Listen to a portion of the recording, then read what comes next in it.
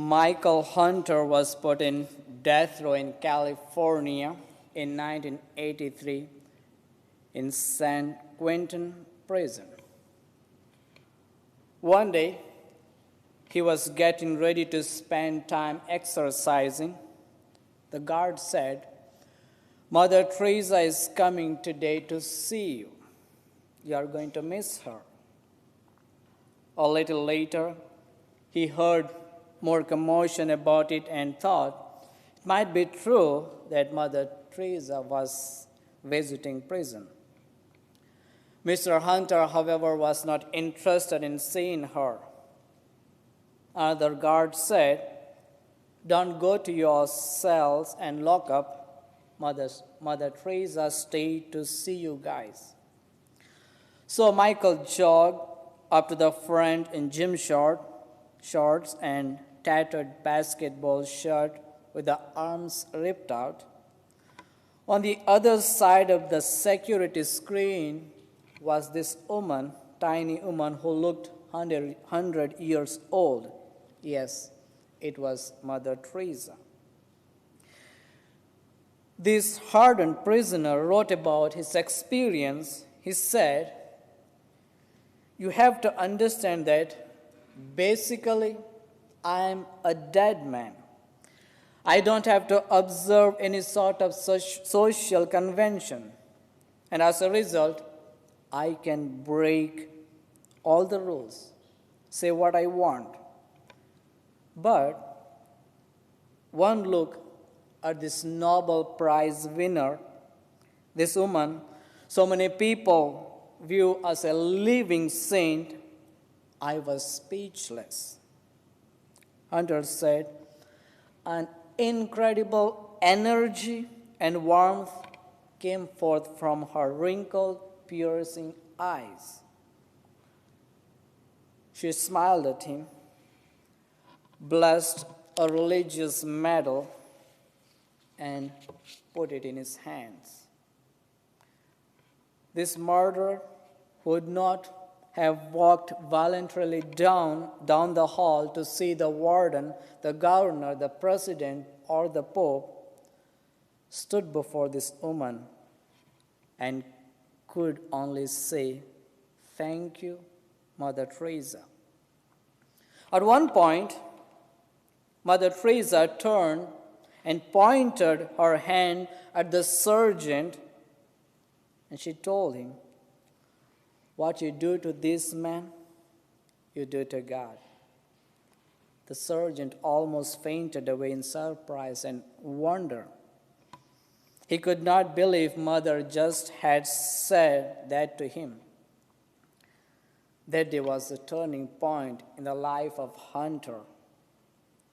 This San Quentin death row prisoner was touched by that experience. Life changed. Suddenly, there was meaning to it. So drastic was the change, a new trial was set, and the death penalty was not sought. The verdict was guilty on 2 accounts of first-degree murder, but a new sentence was given, a sentence of life, a life without the possibility of parole. Prosecution did not seek the death penalty because Mr. Hunter was now a model prisoner and award-winning writer. This gives us a testimony that Christ is still willing to heal, still willing to touch the untouchable, and to make us whole. A personal touch of Mother Teresa changed the life of Hunter. Have you ever been touched by any experience that brought a complete, drastic change in your life, which made you feel anew? Who touched your life? What experience made you anew? Hunter, whose life was almost over, was enormously touched by a visit from Mother. Gospel presents touch of Jesus, touch that changed the life of the leper. A leper is a person who is dead to the community. Healing was not possible. So a leper cannot come in contact with a healthy man, just like a prisoner is kept away. He's untouchable. No one would ever dare to touch a leper for the fear of contracting the disease. The only way was to keep such person away. Social distancing was necessary to save oneself. An affected person had to stay away so as to keep others safe, just like quarantine. By touching an untouchable, one would become untouchable. To remain clean, one had to avoid the unclean. So, no touch was possible for a leper from a healthy person. But Jesus did what was impossible. Mother Teresa did what was impossible. Why? Because the disease made one's life meaningless, unimaginable. Though one physically lived, one was dead to the society. There were set rules and regulations, which we heard in the first reading, that made life more difficult. So it was not an easy deal. Then, how the leper was healed. This leper, in the gospel reading, took courage. He took the initiative, approaching Jesus and asking for healing. In doing so, the leper violated the religious custom of the day by approaching a person who is clean. His request to Jesus can be interpreted as a courageous and a daring act. The confidence of the leper in Jesus' ability to heal is very much evident in the words of his request. While healing the man, Jesus touched him, which also violated established social norms. This is an important sign of Jesus' depth of compassion for the man. Jesus was touched by a leper's courage to approach him, and he would not remain without touching him. The touch that made the leper live is the touch that we need to live.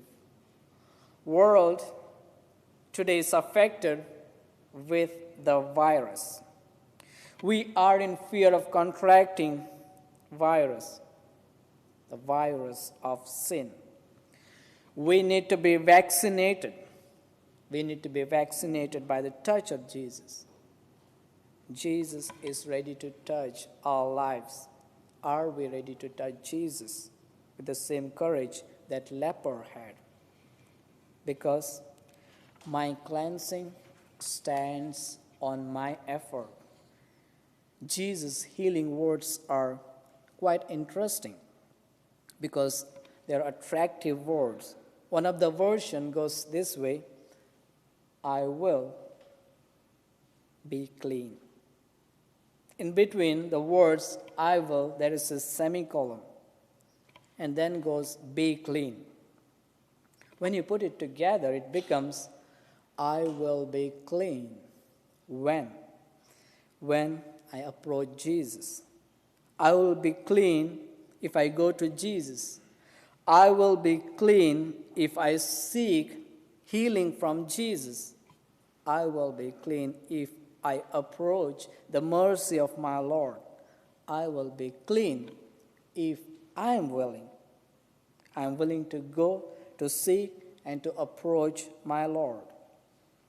Simple truth about the healing of this leper is on his own efforts. As Mark puts it, either by challenging or begging Jesus.